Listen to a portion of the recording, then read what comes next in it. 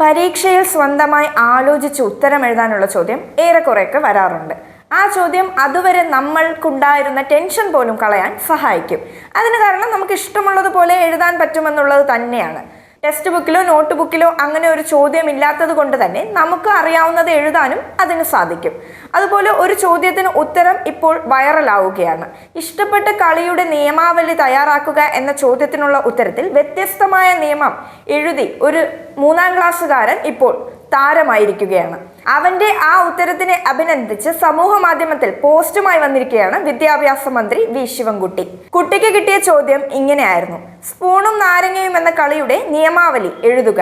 ആ ചോദ്യത്തിന് ഒടുവിലത്തെ നിയമമായി ജയിച്ചവർ തോറ്റവരെ കളിയാക്കരുത് എന്നെഴുതിയ തലശ്ശേരി ഒ ചന്തുമേനോൻ സ്മാരക ഗവൺമെന്റ് UP സ്കൂൾ വിദ്യാർത്ഥിയായ അഹാൻ അനൂപിനെയാണ് തന്റെ പോസ്റ്റിലൂടെ മന്ത്രി അഭിനന്ദിച്ചത്. അഹാന്റെ ഉത്തരക്കടലാസിന്റെ ചിത്രം ഉൾപ്പെടെ പോസ്റ്റിൽ അദ്ദേഹം പങ്കുവച്ചിട്ടുണ്ട്.